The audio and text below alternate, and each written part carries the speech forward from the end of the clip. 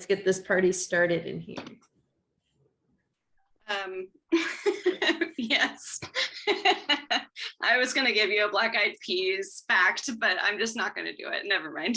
Okay, well, hi, welcome to Talk Comics to Me. No Black Eyed Peas facts today. I'm Champenstein. I'm Heather Hadfield.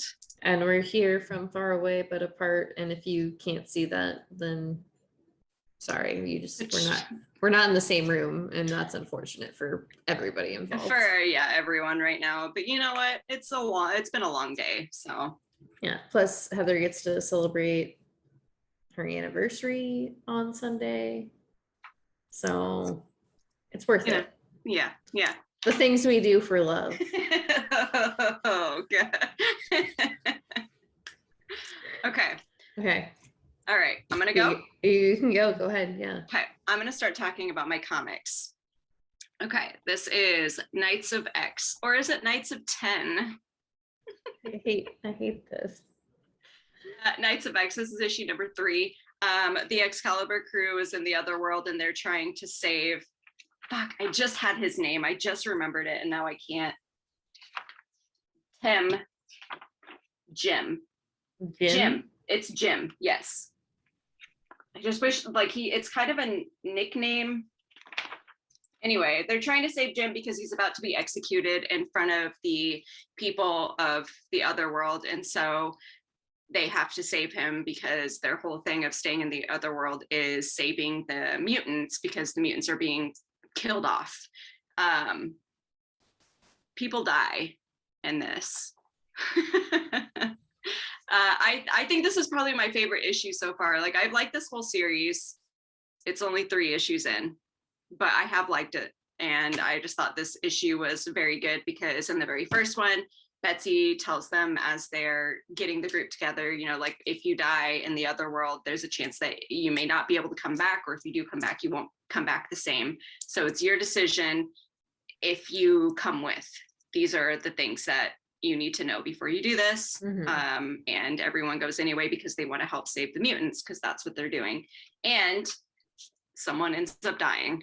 So I'm not going to spoil anything. I'm not going to give spoilers, but it was just really cool the way that the issue is told, because it's in 2 different parts. Like, it starts with the death? No. Okay. It doesn't happen until the very, very end. So I can't remember who all is on, like, they're split into 2 different groups. So Gambit and I can't remember who all. Gambit and like 3 other people are in one area, and they're the ones who are trying to save Jim to begin with. And Betsy and Richter and Shatterstar and Mordred, I believe, they were going underground, taking care of some other business. And when they finally hear what is happening out on the other side, they go to help Gambit and all of them. So it's told in those 2 different parts. It's been good. I still love Teeny. Yeah. Hey, that's fair. I've been saying it for years. We love Teeny. Yeah. In this you house. You have been saying it for years, literally. Do you want me to do my other one, or do you want to go? I can go. I guess that makes sense, right? Mm-hmm. Okay. I have a Homesick Pilots. This is issue number 15. This is the conclusion of the story. It's over now. The whole story? The whole story. Oh my goodness. It's all over. I really, really liked it. I liked the end a lot. I think I would go back and read it as a whole. There are like some problems with it, like pacing issues I have with it, but I did like the way it wrapped up. That was good. So ghost mechs for a story about things I'm not necessarily interested in, like giant haunted houses coming to life and beating each other up. But there's also just like a lot about like relationships and stuff that's going on in there. A lot of subtext. Okay. All right. I love that mechs like recently within like the last couple years have like made a weird comeback. Yeah, it's been strange, honestly. Yeah. I don't quite understand why. No one has said they wanted it, so I don't get it. It feels like kind of the same with like, well, I mean, I guess kaiju have never like left necessarily, but I feel like now in like American like popular culture, they are more of a thing. Yeah, there's been an abundance of it, like random ass stories that have both of those things in it, which I don't know if I'm just like paying more attention now and they've just, always been there and I just haven't noticed, or if everyone's just like, no, what if we added these two things into our story? Yeah, and I can't speak to that either because up until now, and I have, 2 books with at least mechs in them. And I've had 2 books within the last like year and a half, 2 years that have had kaiju in them. Yeah. Yeah, I don't think I've gotten that to that point. Not that I can recall. I don't think I've read any of them. Yeah, and it's just like curiosity killed me on those ones where I was like, I gotta pick these up. And this one, is also like a story like about ghosts and haunted houses and like punk rock bands. So there's like other stuff going on. Right. So yeah, it's not strictly just mechs, but it's an aspect of the story. So yeah. Well, that's cool. I'm glad that you enjoyed that. Yeah, I think it was definitely worth a read. I really like the art and the colors. I think it was an interesting read. Okay. Are you going to go back and read it again? I don't know. It really depends like on if I break it down and think about my life and everything I've got going on. Honestly, no. Okay. Because there are like books I've grabbed out to like Far Sector, for instance, like go back and read from the beginning. And I pulled out Far Sector like 6 months ago, like during winter break to reread. Yeah, and you've let someone else borrow it since then. Yep. Yeah. Okay. And I've read 1 issue and then I have not gone back and read anything else. So if I'm going to be like honest, probably not. It might be something that like I keep for a long time before like I decide to get rid of, because I'm like, yeah, I'll go back and read it. I just don't think I have the time. That makes sense. You're a busy boy. I'm a busy, tired boy. All right. I have Nottingham. This is issue number 8. This just goes on with the story, to be honest. The sheriff of Nottingham is delivering a package to the king. A package, it's a person. But this issue deals with there being a traitor in his midst, and he is trying to figure out who it is. Okay. Interesting. Yeah, it's I do still like this book a lot. I like the history part of it, how they are obviously taking real events and like adding them into the story and stuff. I think that's really cool. And I just think the idea of the merry men just being real turds, just like going around. Like really garbage people. Yeah, I think that's really cool. The art is really gross too, and I think that's probably why I really like it, because a lot of like medieval comics and stuff that I read, the art is too clean and it doesn't give that feeling. Like medieval stories should be gross and uncomfortable, in my opinion anyway. The art should reflect how it felt around that time, and I think the art here does a really good job of it. So that's Nottingham for you and my opinions. I think there is only 10 issues in the story, if I remember correctly. So there's 2 more, and then the story will actually be over. Okay. Because it originally was supposed to be like what, the 6? Yes. Which I like that they lengthened it a little bit, but I don't think I can keep going if it's past 10. Okay. Just because like I like it, but I'm not that interested to continue reading the story. Yeah, there's just like not enough happening. Yes. All right. I guess I'll go now. Okay. This is Something is Killing the Children. This is issue number 24. That's a lot. Yeah. It's weird. I feel like I just started reading this book like recently, but at this point it's been like at least like a couple of years. Yeah, it does not feel like it's been that long. That's wild. Yeah, so issue number 24, we get a glimpse of the monster that is terrorizing the new town that we are in, which I will never remember the name of the town. And it is kind of creepy. It's scary. And then that's it. We're just following Erica in this town with these new monsters. She has somebody that is going to be like hunting her, that the House of Slaughter has sent after her. And yeah, I can't say much more than that. Are they hunting her because she's not doing what she's supposed to be doing? Well, not because she's not doing what she's supposed to be doing, but because she isn't the first story arc, or the first story that took place with James. She didn't like take care of the town in the way that like the house would have wanted her to. Okay. Like they basically wanted to massacre the entire town and like the kid and everybody in between, and she did not want that. And so she kind of just told the head of the house like, fuck you. And then she's been monster hunting anyway, and now they're sending someone after her, and like just a really shitty, gritty type of person. So okay, that makes sense then. I was wondering about that because I know you had mentioned that previously, but since I have been reading House of Slaughter and I have like more of an idea of that world, I wasn't sure what she had done, but that makes sense. Basically just not following their rules and letting people know that they exist, because the whole idea is that like it's all a secret. Okay. No, that makes sense. I get that. Monsters, the house, it just doesn't exist.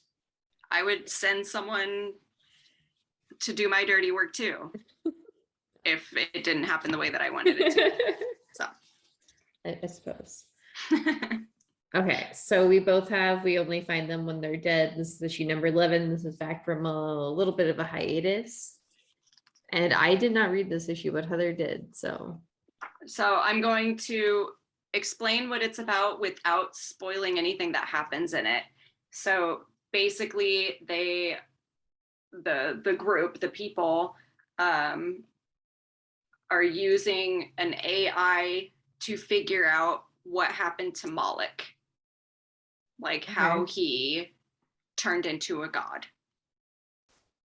Interesting. But yeah, I don't want to spoil anything because like I said, this issue is actually really good and I understood completely what was happening. It was not confusing to me, even though it does kind of like just jump in, and the conversation that starts the issue, I don't want to say it's confusing, but it's jarring a bit, especially with how the last story arc ended, but it's so good.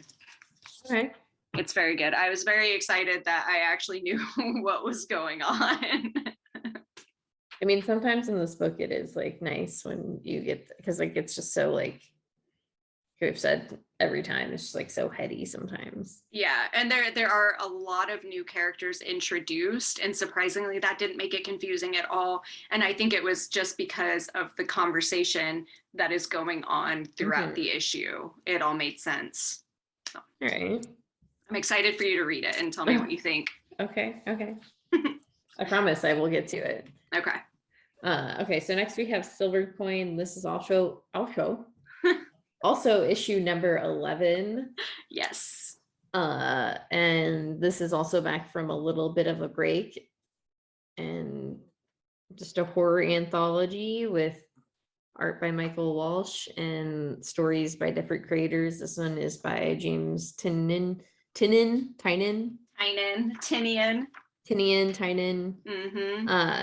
there's a little backup story by Adam Gorham.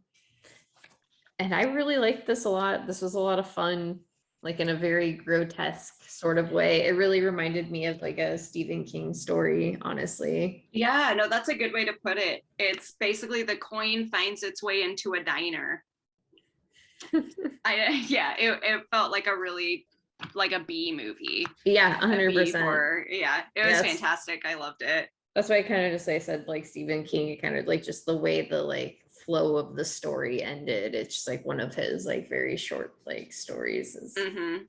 Even the short story in the back was very like eerie. It made me like not uncomfortable, but it made me just, it was on edge a little bit.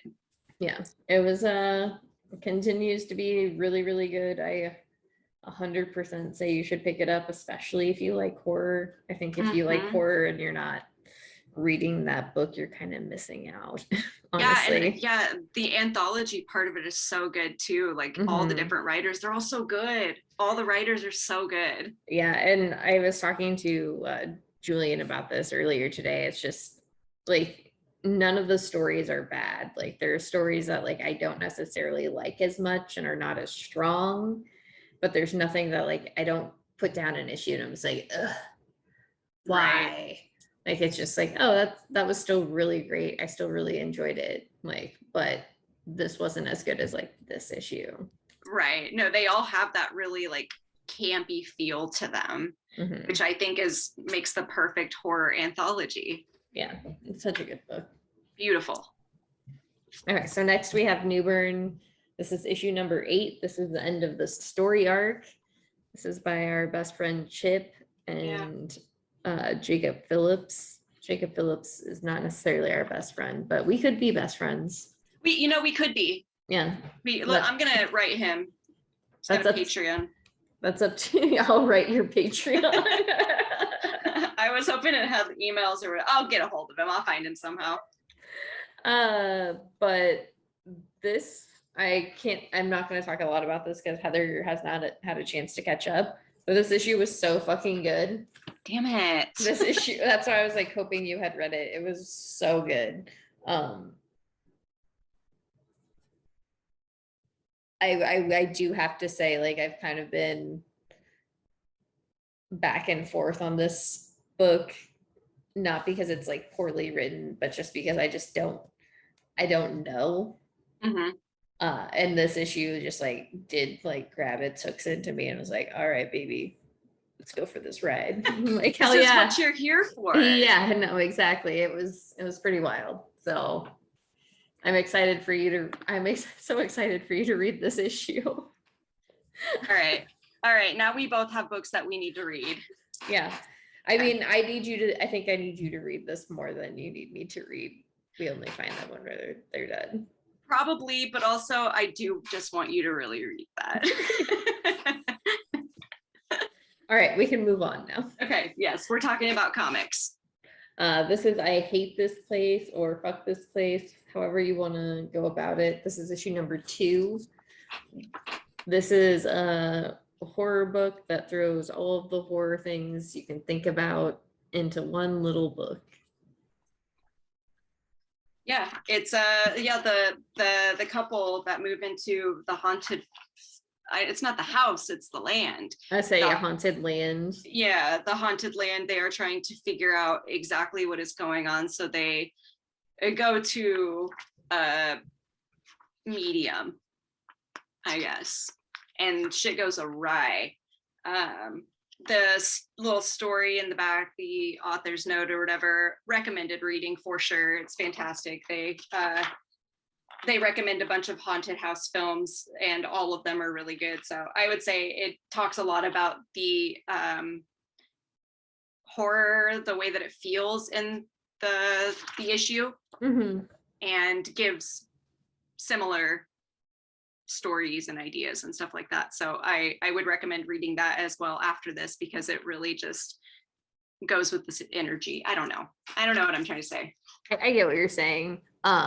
This was actually written by Benito Cereno, which is not the writer, but that's why I said the little thing at the end. Yeah. It's essentially an author's note, but not by this person. It's like just extra reading. But they do suggest Hell House LLC. which was a real goofy movie. Which is absolutely, that's my favorite haunted house movie. And Really? and my favorite like found footage movie. That movie, I love that movie. When I say goofy, I mean it was not what I was expecting it to be at all. I enjoyed it greatly. I love that they included that in there. Like all of the movies that are on here, I loved. I thought they were so much fun. Good. Yeah. Mm-hmm. I think the only one I might not have seen is The Uninvited. But other than that, I'm pretty sure I've seen. Oh, okay. I didn't see that was the original one. I don't think I've seen that one either. I was thinking of the more recent, The Uninvited, but yeah, very good. Yeah, I love Hell House so much. That movie is a joy and has really good stupid scares. Is that the basement one? Yeah, that is like there was something in the basement and it happens while everyone is there. Okay. Yeah, it's the one where they have like all the like that one clown dummy. Yes, that like moves or whatever. Yeah. Yes, I know exactly what you're talking about. Okay, yeah, I did like that one. And the scene where that guy's in bed and there's like that like thing right behind him.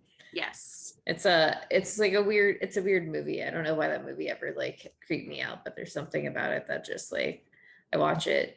I suggest it to everybody all the time because it's very uncomfortable, and there's that like twist at the end that happens. Like that was a really, I wasn't expecting that. It's a good movie. Yeah, I watch it every Halloween. So do we. Like every Halloween, it's like I've seen this movie. Like Max suggested it to me when I first started working in the coffee shop. So that was like what, 5 years ago. I think that's how I found out about it too. Fucking Max and his horror movies. So yeah, I was like, all right, I'll watch this movie. And then I was like, oh yeah, that dude was right. This movie was really great. Yeah, it's fantastic. Okay, I'm ready. I'm sorry. All right, next. We got some blood-stained teeth. This is a vampire joint. This is a vampire joint. That was the funny thing when Derek was like, what vampire books came out last week? I'm like, I don't know, there's like 10 vampire books out right now. I can't keep track of what books came out like last week in general. Oh goodness. But this is about what's this character's name? Atticus Sloane. Yeah, I was gonna say it was Atticus, but then I was like, that doesn't sound right. That sounds made up. Well. But Atticus Sloane has been peddling himself as a vampire. I'll turn you into a vampire guy. And other vampires are mad about it. So they're like, you gotta stop. And you gotta kill all of the people you've turned into vampires.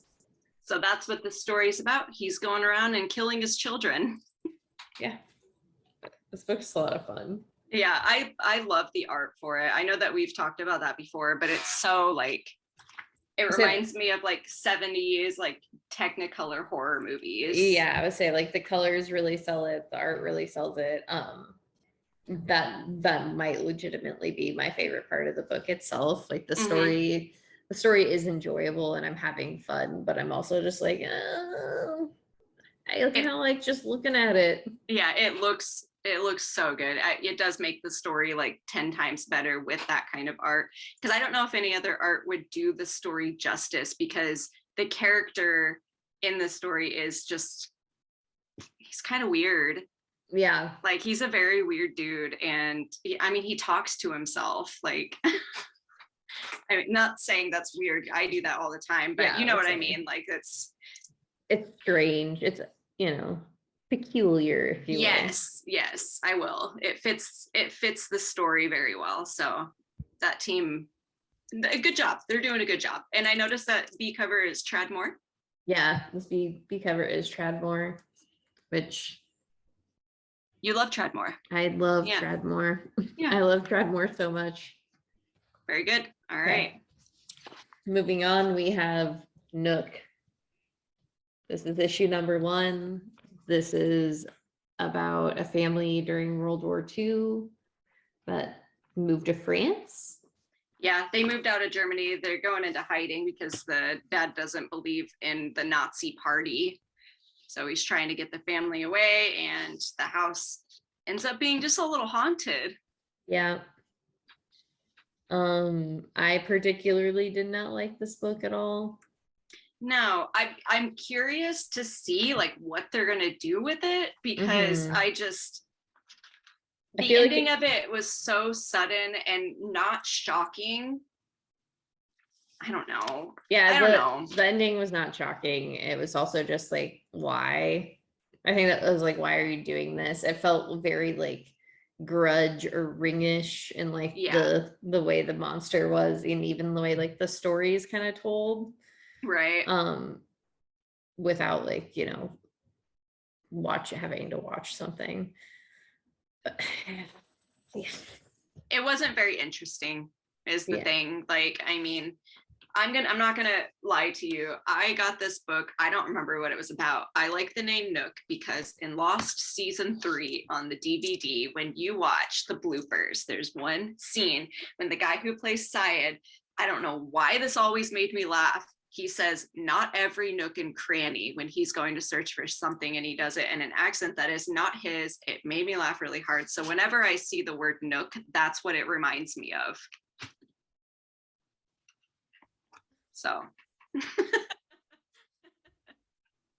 So you got that because of a Lost season 2 blooper reel reference. season Season three, 3. yes. Yep. Because that is constantly playing in my head. And I don't know why, since the first time I saw it, because I love blooper reels. And if any TV show has them, I'm going to watch them. I actually never knew this, so I'm glad to have this information. Yeah. Well, now you do. I'll show it to you sometime because it's so dumb. It doesn't make it. It's maybe 0.2 seconds long. And every time he says it, I lose my mind. Anyway, let's talk about other comics. All right. Next, we have the Lonesomehunters. This is issue number 1. Yes. This is Tyler Crook. Yeah, I really like this a lot. Yeah, I did too. I was like, this was another one that I couldn't really remember what it was about when we got it in. And I'm glad that I went into it like not remembering that, because it was exciting. Mm-hmm. It's a really pretty looking book. It's a story about how an old man and a young woman meet. I mean, yeah. But they're like kind of monster hunters. Yeah. So yes, Yeah, I think that would be the easiest way to explain it. Is he was raised by monster hunters. Something happens and he's just trying to live his life, but then there's an event that happens when he gets older, when him and the girl meet, where he is forced to do it again. Yeah, I really like it. Is hard to describe this book. I would highly suggest it though. Like I had a lot of fun reading it. I really like the narration and like the beats of the story. Mm-hmm. Yeah, the art is just so good. It like makes me want to go read Harrow County, and I don't want to. Yeah, about that book, I wanted to like it so bad, and I think the only reason I did was because of the art. It's fine. That makes 100% sense. Yeah, Like, sorry, Colin Bunn. I was a Cullen Bunn stan for a minute. I need peace. All right, so next we have Batman, Superman, World's Finest. This is issue number 4. This book. It's fun. It's so much fun. I hope I'm not supposed to ever take it seriously because I don't want to. No, it is a very like lighthearted kind of comic book, like superhero comic book. I don't know how, because it's very, I've been using this word a lot. It's goofy. It's so goofy. It is actually pretty goofy though.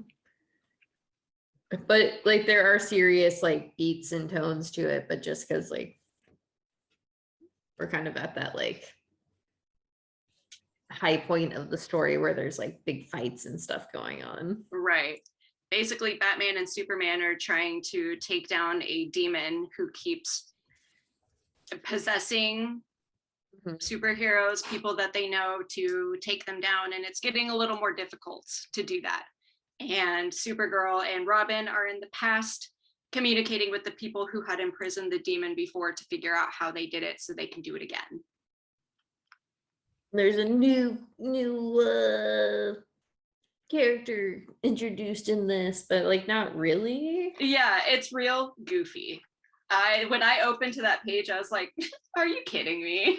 I had seen like the art for this. Like, Yeah, 'cause I had too. Dan Mora had posted it, but I was like, what's this all about? Like, it looks sick. And then yeah, when it came to the story, I was like, I do like that, but it was Yeah. it was goofy. Well, it was one of the variants too, and I didn't even. Oh like, yeah. Yeah, I did not even realize that today until Mike picked that up. I was like, oh shit, there it is. So yeah, it's just a cute little Batman Superman book drawn by my favorite artist in the entire world. Yeah, and our favorite colorist. Yeah, Bond villain. Yeah, and our favorite letterer. Yeah, just a really good team. Yeah, This book is fantastic. Yeah. Great A. Yep, beautiful. Honestly, and I know this is gonna sound very rude, but I would like it way more, I think, if like Matt Fraction or somebody was writing it. That would be so cool. Just will that into existence somehow. I'll find their Patreon. DC's Patreon. Dear DC Patreon. Yeah, please make this happen. It's a really good idea that we had. All right, so next we have Batman the Knight, issue number 6. Like I just told Heather, this is the issue where Bruce Wayne breaks up with his boyfriend Anton, and it's real dramatic. Yeah, it's like unnecessarily dramatic. Like, I understand breakups are hard, especially when there's like guns and murder involved, but like, come on. It's, yeah, there's a betrayal in here in a sense, you know, but Bruce and Anton are still kind of learning how to be a criminal, to take down criminals without being a criminal. Yeah. But they're learning a lot about weapons in here, which they hadn't really gotten to in the other issues where they learned about mind, body, and spirit. This is weapons training. Yeah, I think this was probably one of the issues I liked the most in the series, and I did also, yeah, just kind of didn't really like it. Yeah, I know it's the same artist, like the same team and stuff, but for some reason the art in this one, it might just be the colors because they're in a different like environment than they were in the other ones. The lighting. Yeah, the art in this one I liked just so much. The way that they looked, like, just, yeah, I really enjoyed this particular issue, and I think as a whole, I guess that we have like 4 issues left, so I'll see how we feel. But yeah, it's just kind of a Batman story. Yeah, I think it does really depend on how it ends. I feel like it's like we need a time jump now. Like, especially after this issue, like I think it would definitely benefit from like a good size time jump, like a few like 10 to 15 years. Right. Because I mean, I think in the end, this kind of has to end with him fighting Anton. Right. I was going to say that too. Like, there's got to be a conclusion to that whole thing. Like, who is Anton in the DC universe that we could possibly know? Yeah, exactly. So I think that's like an aspect of it that's not predictable, but that's like, you know, you've read so many things, and we've been doing the podcast for so many years, and you like investigate stories, and you're just like, yeah, this is kind of where it has to go. If it doesn't, that's not like the logical conclusion of the story. And then it's also kind of just like, well, then what the fuck was the point of all of this? Right. Which is fine, right? Like, sorry, I was just thinking, you said we've been doing this for years, and I was like, it'll be 4 years in October. Yeah. I was actually talking to Wendy about that the other day. Oh my God. This is the longest I've ever done anything. Yeah, this is like the longest I've done anything in a long time. At least like consistently. I know this year's been like a little like this year's been the most we've actually like skipped and been a lot like least consistent, but we should do a special episode for our anniversary. let's get just wasted. Yes. I'll get a bottle of wine, you get your beer or whiskey or scotch, whatever you want. Yes, let's just get wasted for our 4-year anniversary. On camera for everybody's enjoyment. Yeah, and just talk about hot takes. We'll just do a flashback episode like they do in sitcoms. We'll have to just go back and watch hours upon hours upon hours of our videos and choose. You know, I've been wanting to do that anyway because I wanted to make like a video reel of all the times we have said very specific things over and over and over again. The ones that come to mind are, you know, catch you on the flippity flop like that. Obviously, I wanted to do like a montage video of that. Egg on my face. Yeah, egg on my face. Anytime I say we love whoever in this house, and then anytime you say, I don't know, it just makes the whole thing cohesive. That seems rude. No, I love it. It's the best way to describe a comic.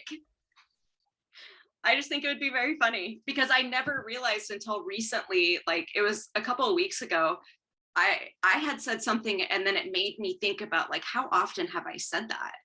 Like every single time. So I just thought it would be fun. So yeah, let's go back through 4 years worth of footage and make a flashback episode.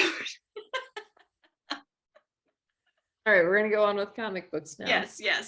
This is Moon Knight. This is issue number 12. This also finishes up a story arc, kind of. I think so. Oh gosh, I bent this book. I mean, there is one more issue left, but Zodiac is no more, kind of. Yeah, fucking Moon Knight and the Fists of Khonshu come out of this weird dimension bubble and just TCOB. Taking care of business. Thank you. I was like, I'm trying so hard. I don't know if you saw my gears trying to put that into place. That was why I assisted. I just watched that episode of It's Always Sunny last night, so. Yeah. But yeah, that's pretty much it. There is a confrontation that results in a accidental death. Yeah, accidental on purpose. Yeah, I mean, accidental for them. They didn't mean for that to happen. Yeah, but true. It was on purpose for Zodiac because the dude's a dick. Yeah, that guy is an asshole. He is. I think that's part of the reason like I don't like this, because the bad guy isn't like, he's not nuanced. He's not like, he doesn't hold any real substance. It feels like he is just like a fucking piece of shit. Yeah, there is nothing I don't want to say normal. There's nothing relatable to him. Like there's nothing that makes me feel like there's some sort of humanity in him. I do like just how I like my villains. I'm gonna say I do like a bad guy who has like, I don't know, like I said, nuance, or just is like, because I talk about this all the time, and I don't know, the world's not black and white, and like I don't think our villains are black and white either. Like we all have like evil sides to us. But yeah, I think like that's a hugely important thing to like bad guys, is making them like have something to them. Make them likable. Yeah, dude. Because I want my heart broken by a little asshole. That's how I love them. I love my villains being Shrek, you know? Just give them all the layers.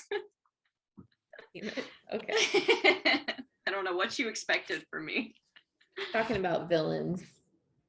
We got this some issue. We got some Immortal X-Men. This is issue number 3. Yeah. Before Heather and I started recording, I told her how much I love this issue, and I will say it again. This was a very good issue.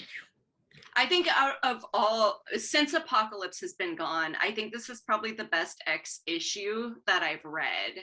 Actually, 100%, you are not wrong. I was kind of gonna say that I think this might be one of my favorite like X-Men issues like ever. Like even Hickman stuff, just like I love the way it was like I love the way it was told through Destiny's Diary.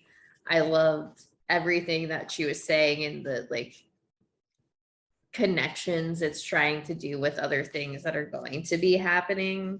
The art too, the art and the colors in this book were fucking phenomenal.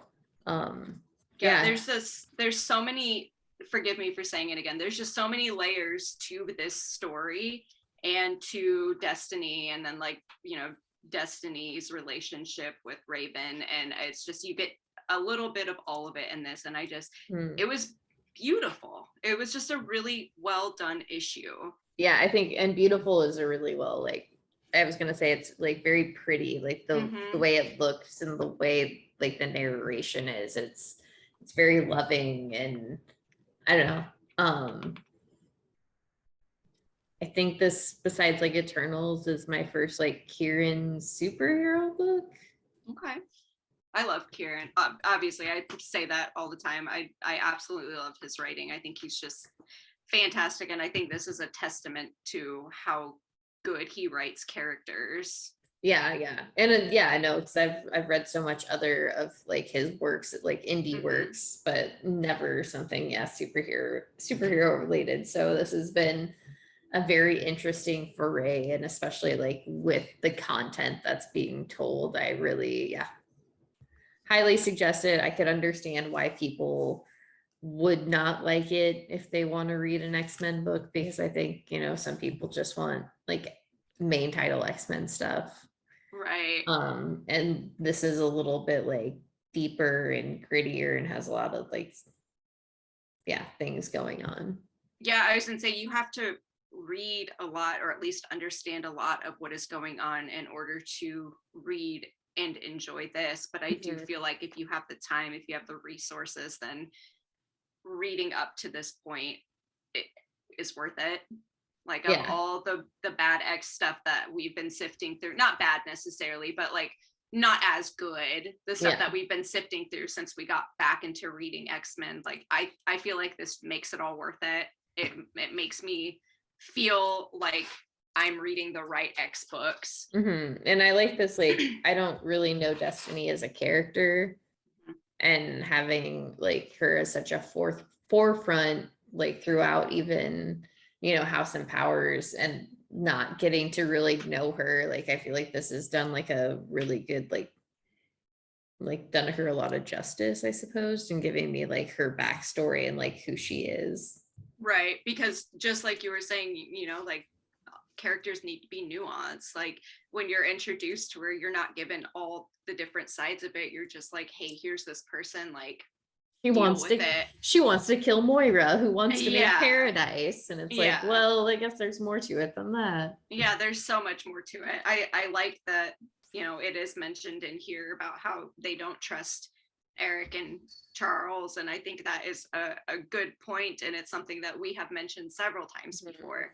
I like that it's finally being mentioned, and it's being brought out so that people can actually see what they're doing. And I don't know, I think if you think that Destiny is a bad guy who's doing things for selfish reasons, then I think you're just kind of a dummy. You're an idiot. You're just not very smart. Hello, Kat. She saw we were recording and was like, I need to be up here. She was ready for it. Okay, so next we have Beware the Eye of Odin. Sorry. This is issue number 1. This is a book by Doug Wagner. Tim Odlin does the art, and then Michelle Madsen does the colors, and Ed Dukeshire does the letters. Heather, what are your opinions? So I liked it, but I liked it because it's not taking itself seriously. Like, it's just a group of people who are trying to return Odin's eye. and they just get into a bunch of shenanigans and stuff. There were stuff that I didn't like about it, of course, but I just thought for what it is, it's obviously just supposed to be a fun little adventure. Yeah. So, Yeah. So that was it. I think I like the art. I don't know. I'm still like, there's something off about the story to me, which is why I can't say like, oh yeah, I loved it. Like I do with most Norse mythology stories. I'm always like, yeah, perfect. This is awesome. But there's just something about it where I'm like, well, I like it, but I don't know how much I like it. Yeah, that's I don't think I liked it. Yeah. I just like, I don't, yeah, the art was, I went back and forth on. The story was just kind of, I think it was too silly, not in the right way for me. Right. I don't like the characters. Yeah, and I think, yeah, I hated the characters. Yeah, I was gonna say, I think that might be what it is. Like after flipping through, I'm like, I think that's what it is for me, is I just don't like the characters. I also just didn't like how the girl was the annoying like character. Yeah, of course. She's felt, the Valkyrie, yeah. Yeah, it felt very like cliche, and it's like semi-misogyny. Yeah, because of course she's out of her mind. Yeah. Like, she's not a very stable person. She can't come with, she'll ruin everything. Like, nah, dude, she'll be fun. Let her go. Yeah, so it's just yeah, I didn't enjoy it. I only special ordered the first issue just out of curiosity, because I've read other Doug Wagner stuff. What else has he done? Because I do not recognize, I mean, I recognize the name, but I don't know where I've seen it before. He did that final book. Oh, okay. So yeah, it's just wasn't that great for me. Yeah, I get it. I did add it to my poll because I do that with all stories of this nature.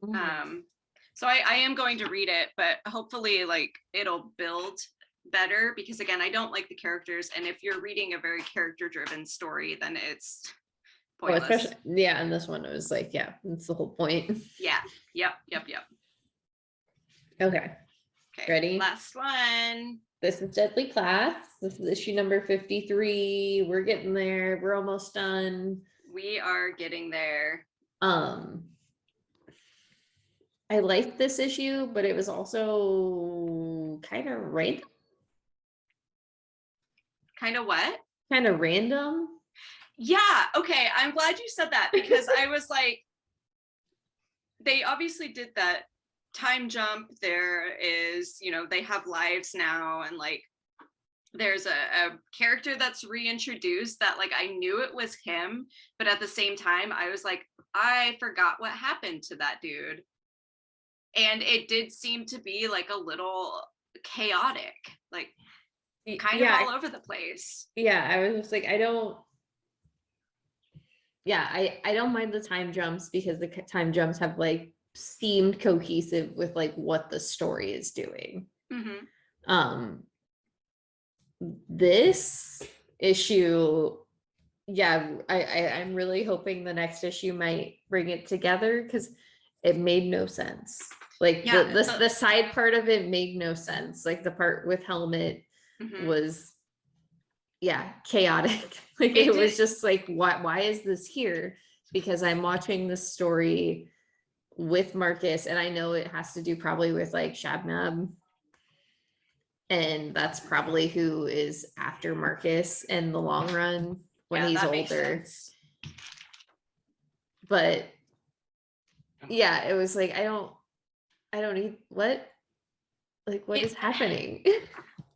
Yeah, because I think his stuff happened like so like quickly, and again, because he hasn't been a part of the story in so long that I had no idea.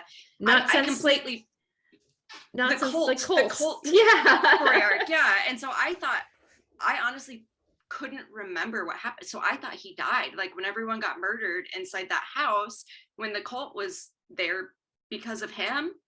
Yeah, the cult was there because of him. I want to go back and like reread it from the beginning. I've done it more recently probably than you have, because I read the trades and stuff like Yeah, I fairly haven't. recently. I was like, I haven't gone back and reread it from the beginning since I started reading Deadly Class. Yeah, I kind of want to go back and do that before the last issue because what do we got? Like 2 left? 3? 2 or 3, yeah. Yeah. I don't think it says. No, it doesn't. I wish it would. I feel like it was 56. Yeah, because I feel like there's an odd number. And if it was Yeah. just solicited, that would also make sense. Right. I'm going to look it up real quick just so we can be sure because I Okay. have been wondering about it. But yeah, it's just I really liked it, but it was really just like, why am I watching this right now? Like, why am I reading this? Right. And Because I was hoping hopefully for, the next one will like tie like, it all together, make more sense. and like I said, I think it's just like the idea of like it is Shabnam, right? Like that's his name. Like Shanab.